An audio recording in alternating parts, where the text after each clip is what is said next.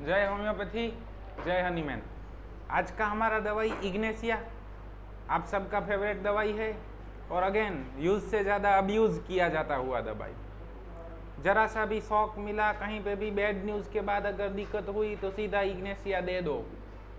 अच्छा है, उसमें कुछ गलत भी नहीं है, लेकिन दूसरे 2-3-4 का सपोर्ट लेके इग्नेशिया दे दो। अगर दूसरे 2-3-4 में इंडिकेशन हैं वो दूसरी मेडिसिन को सपोर्ट करते हैं तो वहाँ पे दूसरी मेडिसिन दी जानी चाहिए, इग्नेशिया नहीं। हर बार हर शौक इग्नेशिया के अंदर फॉल नहीं करता है। हमें वही सीखना है कि होम्योपैथी मीन्स इंडिविजुअलिटी। 10 लोग हैं, 10 लोगों को बैड न्यूज़ मिला और 10 लोगों को इग्नेशिया ही नहीं देनी है। हर बंदे को अपने आप में केस लेना है, उसके इंडिकेशन निकालने हैं और उस केस के मुताबिक दवा देनी है। इसी को होम्योपैथी कहा जाता है। लेकिन हम क्या करते हैं, हमारे पास 10 मरीज आते हैं, 10 को बैड न्यूज़ या 10 को शॉक का इमोशनल हिस्ट्री है, इग्नेशिया। इसमें भी कुछ गलत नहीं है। आपको अगर नहीं आ रहा है और आप इस तरह करते हैं तो वो भी सही है, लेकिन आपको हम 12 महीने इस तरह से पढ़ा रहे हैं, 12 महीने से इंडिविजुअलाइजेशन कर रहे हैं और फिर भी आप अगर ऐसा कर रहे हैं तो ये गलत है। मालूम चल रहा है? अगर कोई व्यक्ति ऐसा है कि जिसको कोई सिखाने वाला नहीं है, जो कहीं से सीख नहीं पा रहा है और उसके बाद भी उसको होम्योपैथी करने का इतना जुनून है और उनको इतना ही मालूम है कि ग्रीफ और बैड न्यूज़ का हिस्ट्री हो तो इग्नेशिया दिया जा सकता है, और वो 10 मरीज ग्रीफ के या बैड न्यूज़ के ऐसे आते हैं और उनमें इग्नेशिया देते हैं, तो वो कुछ गलत नहीं कर रहे हैं, वो सही कर रहे हैं। लेकिन अगर आपके पास सिखाने वाले 10 लोग हैं जो आपको केसेस के ऊपर बताते हैं कि इसमें इस तरह से इग्नेशिया आया, इसमें नेट्रम म्यूर आया, इसमें पल्सेटिला, इसमें लेकेसिस, जो लोग आपको रिजल्ट दिखा रहे हैं, आपको कोई भी प्रश्न हो तो समझा रहे हैं, आपको उस तरह से गाइड कर रहे हैं, आपको वो एपोरिज्म समझा रहे हैं, फिर भी अगर आप 10 मरीज इग्नेशिया के आते हैं और उनमें हर बार इग्नेशिया सोच रहे हैं तो शायद आप गलती कर रहे हैं, गलत नहीं कर रहे हैं। मालूम चल रहा है? उसको भी गलत नहीं किया जा सकता। अल्टीमेटली आप होम्योपैथी तो कर ही रहे हैं, लेकिन कहीं पे गलती हो रही है और उस गलती को सुधारना चाहिए। अगेन इसके अंदर भी हम आपको जो सिखा रहे हैं उसको इंडिविजुअलाइजेशन कहा जाता है। 10 होम्योपैथ्स हैं, वो इग्नेशिया ही प्रिस्क्राइब कर रहे हैं, लेकिन एक होम्योपैथ ऐसे हैं जिनको कहाँ से कुछ भी कैसे भी सीखने को नहीं मिल रहा है, अपने आप पढ़ पढ़ के जैसे भी आ रहा है। पहले उन्होंने शुरुआत किया, उसमें इग्नेशिया के साथ एसिड फॉस और नेट्रम म्यूर 3 मेडिसिन साथ में देते थे, कॉम्बिनेशन की प्रैक्टिस करते थे। धीरे धीरे इवॉल्व होते हुए अब इग्नेशिया सिर्फ देते हैं ग्रीफ के केसेस में, तो वो कुछ गलत नहीं कर रहे हैं, वो सही कर रहे हैं। मालूम चल रहा है? दूसरे एक होम्योपैथ हैं जो ग्रीफ के सारे केसेस में इस तरह से इग्नेशिया प्रिस्क्राइब करते हैं, बैड न्यूज़ के सारे केसेस में इग्नेशिया प्रिस्क्राइब करते हैं, रिजल्ट भी मिलता है। लेकिन अब धीरे धीरे वो वहाँ से आगे बढ़ रहे हैं। अब इग्नेशिया के साथ साथ कुछ केसेस में जहाँ पे एक्यूट ग्रीफ मिले तो इग्नेशिया देते हैं, क्रॉनिक ग्रीफ मिले तो नेट्रम म्यूर देते हैं, तो वो भी कुछ गलत नहीं कर रहे हैं। लेकिन अगर आप हैं जिनको अच्छी तरीके से लोग उपलब्ध हैं जो सिखा सकते हैं, जो सिखाने को रेडी हैं, जो आपको बता रहे हैं, और फिर भी आप सब कुछ नहीं मेरे को ये कुछ नहीं करना है, और फिर भी आप 2, 3, 4 मेडिसिन एक साथ दे रहे हैं, तो कहीं ना कहीं आप गलती कर। ठीक है, वो पहले वाले डॉक्टर साहब हैं, वो भी 3 मेडिसिन साथ में दे रहे हैं, यानी कि कॉम्बिनेशन का प्रैक्टिस कर रहे हैं, आप भी कर रहे हैं। फिर भी उनमें से एक का गलती नहीं है, एक का गलती है। हम सही और गलत में नहीं जा रहे हैं, किसी को क्रिटिसाइज नहीं कर रहे हैं। लर्निंग का मतलब है टू इवॉल्व, लर्न, आगे बढ़ना है। सिद्धांतों का जो रोड मैप दिया गया है हमें, वो हमारे आइडियल हैं, हमें वहां तक पहुंचना है। वो पूरा जर्नी है। जर्नी में कुछ समय ऐसा भी आएगा जहाँ पे कुछ लोग पॉलीफार्मेसी कर रहे हैं, तो अगर कोई व्यक्ति पॉलीफार्मेसी कर रहा है तो हमें उसको जज करने के लिए नहीं बैठाया गया है कि वो सही कर रहे हैं कि वो गलत कर रहे हैं, वो कॉम्बिनेशन प्रैक्टिस कर रहे हैं तो वो सही कर रहे हैं गलत। उन्होंने जितना समझा है, उनको जितना आ रहा है, वो अपना बेस्ट प्रयास दे रहे हैं। आप अपना बेस्ट दीजिए। अगर आपको बहुत इतना कॉन्फिडेंस है तो आप सिंगल मेडिसिन के ऊपर प्रैक्टिस करके रिजल्ट लेके दिखाइए। दूसरे क्या करते हैं, दूसरे कैसे करते हैं, वो क्या करते हैं, उससे हमें लेना देना नहीं रखना है। हमें लेना देना रखना है अपने आप से। हम किस तरह से अच्छा कर रहे हैं, किस तरह से अच्छे से अच्छा और अच्छा कर सकते हैं, उस तरीके से आगे देखना है। तो इग्नेशिया कब कब इग्नेशिया देना है, कैसे कैसे देना है। कॉन्ट्राडिक्टरी सिम्टम इज ए की नोट फॉर इग्नेशिया, और इसके लिए पहले ही सिम्टम में कॉन्ट्राडिक्शन मिल रहा है। लिटरेचर में लिखा है कि इग्नेशिया इज चिली मेडिसिन, और हमारे अनुभव में हॉट मिल रहा है।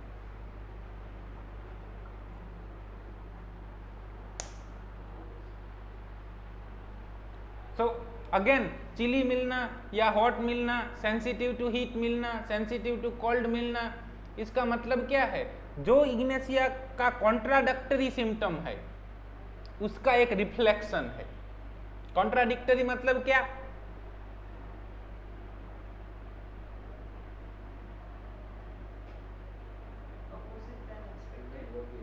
ओके और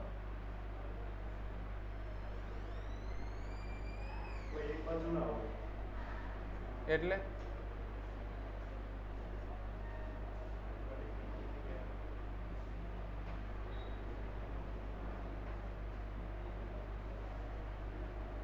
वीपिंग विथ लाफिंग, जो एक्सपेक्ट नहीं किया जाता है साथ साथ होना, एक दूसरे से विरुद्ध हैं।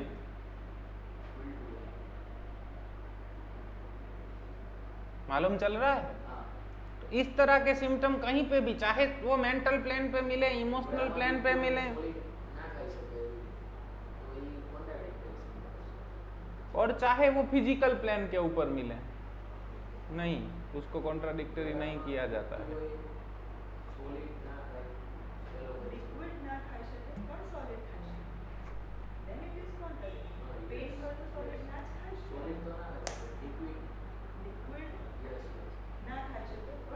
पेन है तो उसको स्वेलोइंग डिफिकल्ट होना चाहिए।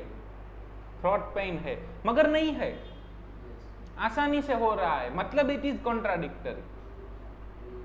उसको कोराइजा हो गया है, वैसे बहुत ठंड लग रही है लेकिन आइसक्रीम खाने का मन हो रहा है, ठंडा पानी पीने का मन हो रहा है।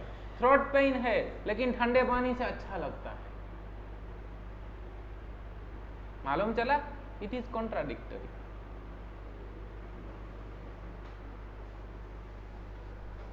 थर्स्टलेस, कहीं भी कभार थर्स्टी भी मिलना। सो आपको यहाँ पे हमें थर्मल इंडिकेशन को अवॉइड कर देना है कई दफा। और चाहे चिली मिले तो भी अगर टोटालिटी में इग्नेशिया मिलता है तो इग्नेशिया प्रिस्क्राइब किया जा सकता है, चाहे हॉट मिले तो भी किया जा सकता है। मतलब थर्मल डिफरेंशिएशन यहाँ पे छोड़ देना पड़ेगा। थर्स्टलेस है, थर्स्ट कम मिलती है। इरेटिक, कॉन्ट्राडिक्टरी सिम्टम्स जो हमने अभी डिस्कस किया वो। रैपिड अल्टरेशन ऑफ मूड, थोड़ी देर में हंसेगा, थोड़ी देर में रोएगा, थोड़ी देर में गुस्सा हो जाएगा, थोड़ी देर में सैंड हो जाएगा, पता नहीं है, अल्टरेशन होता रहेगा मूड का, स्टेबल नहीं रह पाएगा। और जो स्टेबल है, जो स्टेबल नहीं है वही अनस्टेबल है, और अनस्टेबल है मतलब कॉन्ट्राडिक्टरी। मालूम चल रहा है। अगर there is difference between changeability and contradictory symptom. Changeability मतलब बदल जाएगा, और कॉन्ट्राडिक्टरी मतलब एक दूसरे से विरुद्ध मिलेगा, वो दोनों अलग हैं। और यहीं से डिफरेंशिएशन होगा इग्नेशिया और पल्सेटिला का। वो साथ साथ आने वाली मेडिसिन हैं। और हाँ, आप सबको मालूम होगा it is great female remedy, मगर ऐसा कुछ नहीं है। मेल में भी दिया जा सकता है, बच्चों में भी दिया जाना है। हाँ, यूटेराइन सिम्टम है वो मेल में नहीं मिलेंगे, लेकिन उसके अलावा सारे सिम्टम मेल में मिल सकते हैं। सो कोई मेडिसिन फीमेल मेडिसिन नहीं है, कोई मेडिसिन मेल मेडिसिन नहीं है। हर मेडिसिन इंडिकेटिव मेडिसिन है, जब इंडिकेशन मिलते हैं तब देना है। अब आप कहेंगे कि हमने तो फलाने ऑथर के अंदर पढ़ा था, उसने लिखा है कि इट इज फीमेल रेमेडी, आप उसको गलत बोल रहे हैं, हम गलत नहीं बोल रहे हैं। लेकिन आप अगर किसी ऑथर को पढ़ते हैं तो आपका थिंकिंग प्रोसेस उस ऑथर के मुताबिक होना चाहिए, तो आप उस ऑथर ने क्या लिखा है वो मालूम कर पाएंगे। लेकिन हमारा तकलीफ क्या है ज्यादातर होम्योपैथ्स का, हम हर ऑथर को अपने तरीके से पढ़ते हैं। वो नहीं होना चाहिए। अब अगर आपको सिनोप्टिक की पढ़ना है, आपको डॉक्टर सीएम बोगर का लिटरेचर पढ़ना है, तो पहले सीएम बोगर को पढ़ो, उनका पूरे का पूरा बायोग्राफी पढ़ो, उनका बैकग्राउंड क्या था, उन्होंने किस तरह से प्रैक्टिस का शुरुआत किया, उन्होंने किस तरह की प्रैक्टिस की। उसके बाद आपको पता चलेगा कि सीएम बोगर किस तरह के आदमी थे, और ये केस होता तो इस केस में बोगर साहब किस तरह से सोचते, उस तरह से अगर आपको सोचना आ गया तो आपको बोगर साहब की तरह प्रैक्टिस करना आ जाएगा। पहले केंट साहब की पूरे का पूरा बायोग्राफी पढ़िए, केंट साहब का लेसर राइटिंग पढ़िए, उनके राइटिंग्स पढ़िए, उन्होंने किस तरह से लिखा है वो पढ़िए, उसके मुताबिक आपको पता चलेगा कि वो किस तरह से सोचते थे। और फिर आपके पास जो केस आया, उस केस के अंदर देखिए कि अगर मेरी जगह पे डॉक्टर जेटी केंट होते तो इस केस में किस तरह से सोचते, और अगर आपको उस केस में उस तरह से सोचना आ गया तब आप केंट साहब की मटीरिया मेडिका या केंट साहब की रेपर्टरी का अच्छे से यूज कर पाएंगे। हमें रिजल्ट नहीं मिलते हैं, कम रिजल्ट मिलते हैं, या तो हमने सब लॉ फुलफिल किए हैं फिर भी रिजल्ट नहीं मिल रहे हैं। ये देखिए इस मटीरिया मेडिका में डिट्टो लाइन टू लाइन लिखा है, मैंने दिया फिर भी रिजल्ट नहीं मिल रहा है, ऐसा सब कुछ होता है। उसके लिए ये कारण जवाबदार है, इसीलिए हमें रिजल्ट नहीं मिल रहे हैं। क्यों? क्योंकि हम अपने तरीके से उसको पढ़ रहे हैं। उन्होंने कैसे लिखा है, क्यों लिखा है, किस तरीके से लिखा है, उस तरह की तो कोई सोच ही नहीं है हमारे अंदर। तो पढ़ना भी एक आर्ट है, और स्पेशली फिलोसॉफिकल बुक्स, क्योंकि homeopathy is a philosophical science. उसमें आपको, अगर आप सोक्रेटिस को पढ़ते हैं कई दफा, तो वहां पे आप क्या पढ़ रहे हैं कि वो बुक लिखते टाइम सोक्रेटिस क्या सोच रहे थे वो उन्होंने लिखा है, मालूम चल रहा है। हनीमैन साहब का ऑर्गेन ऑफ मेडिसिन पढ़ रहे हैं तो हनीमैन साहब तब क्या सोच रहे थे वो उनका पूरा मेंटल रोड मैप है। तो उसके पहले आपको ये तो मालूम होना चाहिए ना कि वो क्या थे, कैसे थे। अब आप हमारे हर स्टॉलवर्ड्स को देखेंगे तो बोनीकुसन साहब क्या थे पहले, होम्योपैथ बनने से पहले?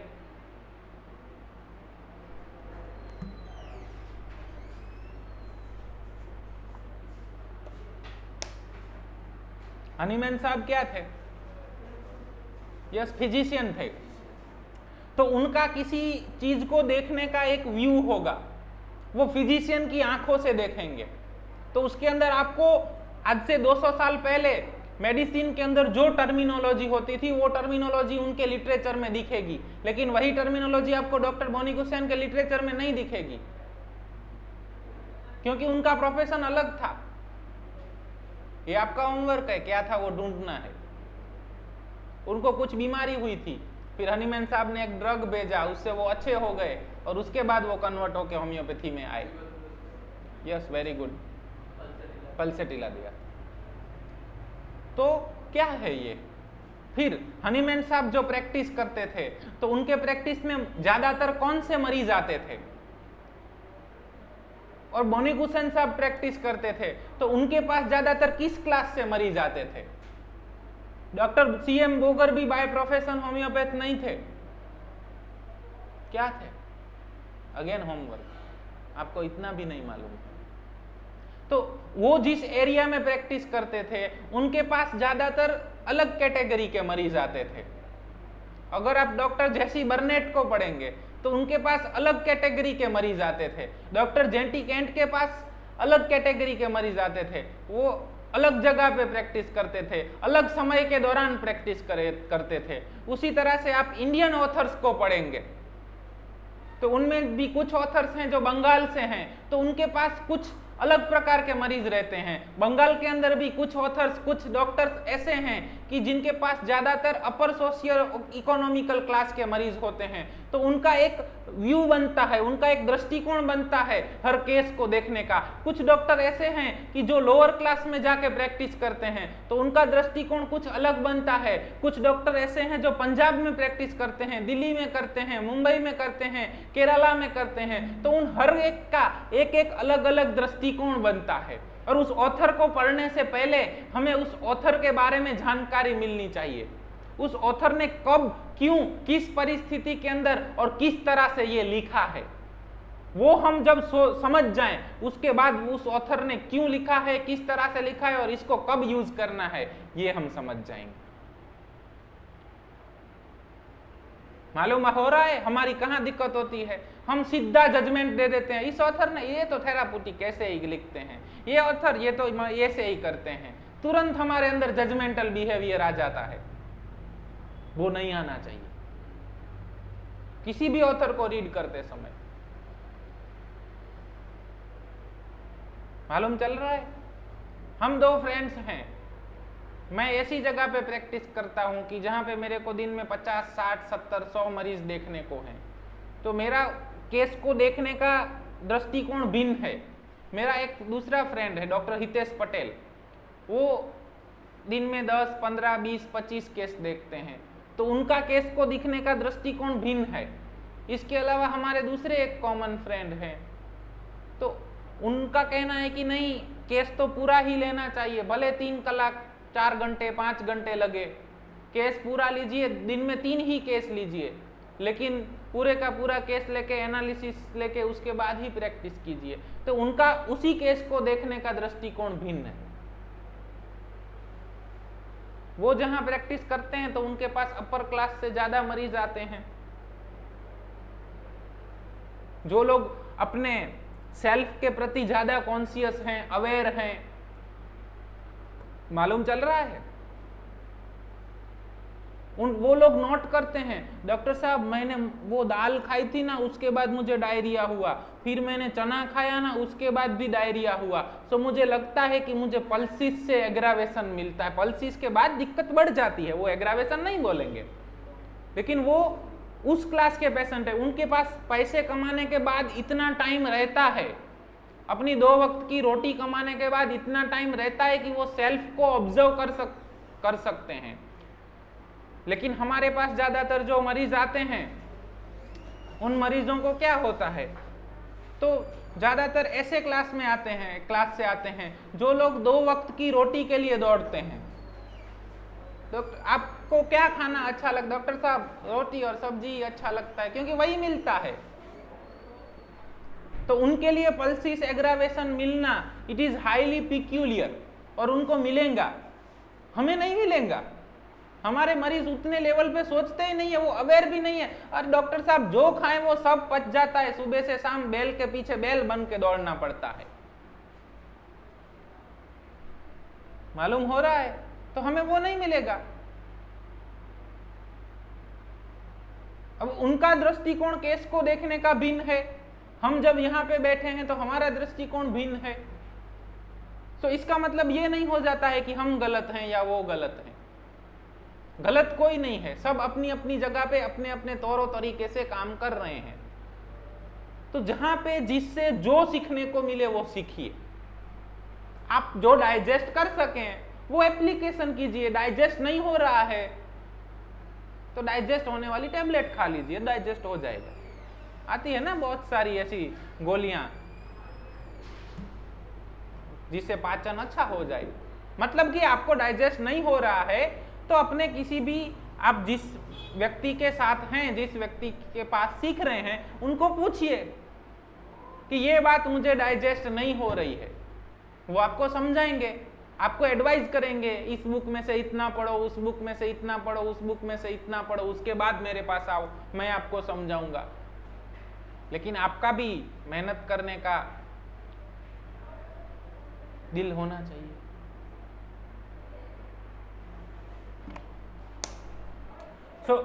बहुत लोग हमारे साथ चर्चा करने के लिए आते हैं, देखिए ये रहा जेटी केंट ने इधर लिखा है, लेकिन जेटी केंट साहब ने क्यों लिखा है, किस परिस्थिति के अंदर लिखा है, किस तौर और तरीके से लिखा है, और उस सिम्टम को कब यूज करना है, ये सब हमें आना चाहिए। मालूम चल रहा है? फिलोसॉफी का मतलब क्या कि लिखा है मतलब उसका इंटरप्रिटेशन समय समय पे चेंज हो जाना चाहिए। हनीमैन साहब के समय के अंदर पानी पूरी डिजायर नहीं था, अभी भी यूरोप के अंदर शायद पानी पूरी डिजायर, गोलगप्पा डिजायर नहीं मिलेगा आपको, लेकिन यहाँ पे कॉमन है। ठीक है, अभी आज सुबह कोई एक मरीज थे, ऐसी फैमिली में से थे जहां पे नॉनवेज खाया जाता है और उनके अंदर चिकन डिजायर मिला था, तो हमने नहीं लिया। क्यों? क्योंकि उस फैमिली में ज्यादातर खाया जाता है। अगर वहां पे एवर्जन टू नॉनवेज कुछ भी मिलता है तो वो लेना है। अगर ऐसी फैमिली में से कोई व्यक्ति आता है जो प्योर वेजिटेरियन है, जहां पे नॉनवेज को छूना भी पाप है, और वो बोलता है कि डॉक्टर साहब chicken desire, then it is highly peculiar. दोनों मरीज हैं, दोनों रिंगवॉर्म के हैं, एक में हमने उस चिकन डिजायर के बेस रख के प्रिस्क्रिप्शन किया, दूसरे में उस चिकन डिजायर को छोड़ दिया। अब इसको कहां पे भी साइंटिफिक तौर से साबित नहीं किया जा सकता है कि क्यों छोड़ा और क्यों नहीं छोड़ा। इसी को फिलॉसफी कहते हैं। और हमें कहीं पे भी होम्योपैथी को साबित नहीं करना है। हमें क्या करना है? कर्मणे वाधिका रस्ते मां फलेसु कदाचन। हमारा काम साबित करना नहीं है, हमारा काम है मरीजों को ठीक करना। ठीक कीजिए, साबित अपने आप होता जाएगा। हम क्या करते हैं? हम सब लोगों के सामने होम्योपैथी को साबित करने के लिए जाते हैं। क्यों साबित करना? हनीमैन साहब ने क्या क्या है? The physicians high only mission is to साबित करना होम्योपैथी। नो, क्या कहा है? Restore to sick to health to cure as it is termed. तो वो कीजिए ना। दूसरों को क्यों एग्री करवाना है हमारी बात में? रिजल्ट दीजिए, दूसरा सब कुछ अपने आप होता जाएगा। और काफी सारे लोगों को लगता है कि हम जो ये जो बातचीत करते हैं इसका कोई इंपॉर्टेंस नहीं है। दोस्तों, हमको आप तक जो पहुंचाना है वो यही बातचीत है। सिम्टम एक माध्यम मात्र हैं, जो आपके पास सभी बुक हैं और इनसे ज्यादा सिम्टम आप लोग जानते हैं। लेकिन हमें आप तक जो पहुंचाना है वो ये हमारी बातचीत है। इसी बातचीत के अंदर हमारा एक्सपीरियंस है, हमारा मतलब हमारे गुरुकुल के जितने भी लोग हैं उन लोगों का ये अनुभव है, और ये अनुभव हमें आप तक पहुंचाना है। उसके लिए हमने मटीरिया मेडिका को तो सिर्फ एक माध्यम के तौर पे यूज किया है। जिस तरह से एक छोटा बच्चा होता है और वो सब्जियां नहीं खाता है तो उसकी मम्मी क्या करती है? उसको पिज्जा बना के देती है, जिसमें ब्रेड तो सिर्फ पिज्जा माध्यम होता है। मम्मी का क्या मतलब होता है कि बच्चा पिज्जा खाए, यानी कि सब्जियां खाए। तो ये कुछ बिन जरूरी बातें नहीं हैं, ये ऐसी चीजें हैं जो आपको डे टू डे प्रैक्टिस के दौरान काम आने वाली हैं। और हमारा यही अनुभव है, बाकी सब तो कहीं ना कहीं से उठाया हुआ ही है। सिम्टम्स तो आप सब लोगों को भी ज्यादा मालूम है। सो कहीं पे इग्नेशिया में थर्स्टलेस लिखा है, कहीं पे थर्स्टी लिखा है, कहीं पे चिली लिखा है, हम हॉट बता रहे हैं। तो ना ही जिस लिटरेचर में चिली लिखा है वो गलत है, ना ही हम हॉट बता रहे हैं वो गलत है। वो किस परिस्थिति के आधार पर बात करते हैं वो परिस्थिति को समझना जरूरी है। अगर नहीं समझा जाता है तो अपने संयोजक से बात कीजिए, वो आपको सिखाएंगे। लेकिन गुरुकुल के अंदर हम आपको बार बार यही सिखा रहे हैं कि उस जजमेंटल बिहेवियर से दूर रहें। Rapid alteration of the mood, बार बार मूड में अल्टरेशन आ जाना। Intolerance of contradiction and also reprimand. Contradiction, intolerance मतलब मैंने कहा वैसा होना चाहिए, अगर आप उसकी बात को जरा भी काटते हैं तो वो उसको बर्दाश्त नहीं होता है। दूसरा कौन सा मेडिसिन है? फेरम और लाइकोपोडियम और ओरम सल्फर। तो यही मेडिसिन जब आप इगोटिज्म देखेंगे तो वहां पे भी मिलेगा। अब कब इगोटिज्म लेना है, कब कॉन्ट्राडिक्शन इंटॉलरेंस लेना है, वो केस टू केस बदल जाएगा। और इसको आप साइंटिफिकली नहीं समझा सकते कि इसमें क्यों ये लिया और इसमें क्यों ये लिया, वो पर्सन टू पर्सन चेंज हो जाएगा। इसीलिए हनीमैन साहब ने एक थंब रूल दिया, इंडिविजुअलाइजेशन। हर केस को अलग तरीके से देखो। टोबैको स्मोक एग्रावेशन, तंबाकू की स्मेल से ही, स्मोक से ही। डॉक्टर साहब बात ही मत पूछिए, मेरे ससुर को वो हुक्का पीने की आदत है और मेरे से वो सहन नहीं होता है, मेरे को तुरंत सिर दर्द होने लगता है और वॉमिटिंग जैसा हो जाता है। तो आपका मेडिसिन इग्नेशिया हो सकता है वहां पे। वीप्स और laughs by turn, again alternating symptom मिला। थोड़ी देर में रोना, थोड़ी देर में हंसना, थोड़ी देर में रोना, थोड़ी देर में हंसना। किस डिसीज कंडीशन के अंदर ऐसे सिम्टम्स मिलते हैं? हिस्टेरिया और बाइपोलर। बाइपोलर के आपको केसेस बहुत कम मिलेंगे, और उसमें भी होम्योपैथी लेने वाले तो और कम होंगे। तो आपको सबसे ज्यादा कैसे मरीज मिलेंगे? Historic. Roaring in years relieve by music, swallowing of liquid difficult, solid easily. Again contradiction हुआ ना। अगर स्वेलिंग डिफिकल्ट है तो सॉलिड डिफिकल्ट होना चाहिए। लिक्विड तो अपने आप अपना रास्ता करके निकल जाता है, फिर भी सॉलिड इजीली स्वेलो हो जाता है, लिक्विड नहीं हो रहा है। Inflamed part not painful sometime. अब इन्फ्लामेशन है तो पेन होना चाहिए, लेकिन नहीं है। यूटीआई है, यूरिन के रूटीन माइक्रो के अंदर प्लेंटी ऑफ पस मिल रहा है, लेकिन बर्निंग ही नहीं हो रहा है। ऐसा होता है क्या? नहीं होता है, बस जो नहीं होता है वो हो रहा है। This call PQRS, aphorism number 153। मालूम चल रहा है? प्लेंटी ऑफ पस है तो बर्निंग होना चाहिए, लेकिन नहीं है। It is contradictory symptom. मालूम चल रहा है? तो जहां पे जो होना चाहिए वो नहीं है, तो हमारे लिए वो भी कुछ है,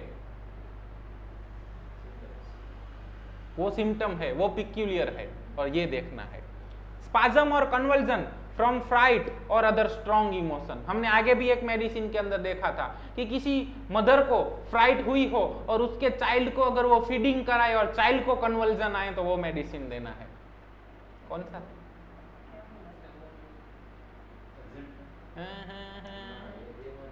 इसीलिए हम कहते हैं कि साधना कीजिए, एक चीज को दूसरी बार, तीसरी बार, चौथी बार, पांचवी बार, 50वीं बार रिपीट कीजिए। 50 बार कर चुके होंगे तो अभी हम फट करके निकलता।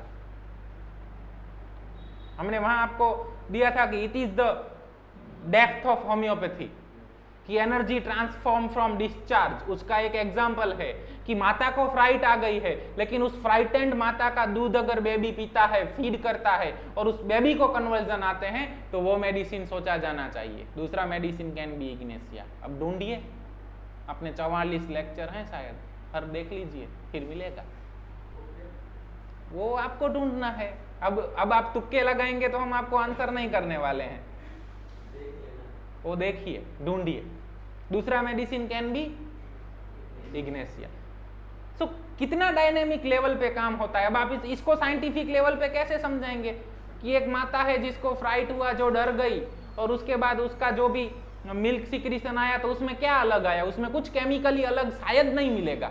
अभी हम साइंस में उस लेवल तक नहीं पहुंचे हैं कि एनर्जी को देख सकें, एनर्जी का कुछ क्या वेरिएशन है वो मालूमात कर सकें, लेकिन कुछ तो अलग हुआ ना कि उस बच्चे को कन्वर्जन आए। सो स्पाजम्स और कन्वर्जन फ्रॉम फ्राइट और अदर स्ट्रॉन्ग इमोशन, कुछ भी स्ट्रॉन्ग इमोशन के बाद अगर कन्वर्जन मिलता है, चाहे माता में मिले, चाहे बच्चे में मिले, चाहे किसी और में मिले, कन्वर्जन अगर स्ट्रॉन्ग इमोशन के बाद मिलता है तो इग्नेशिया सोचा जाना चाहिए।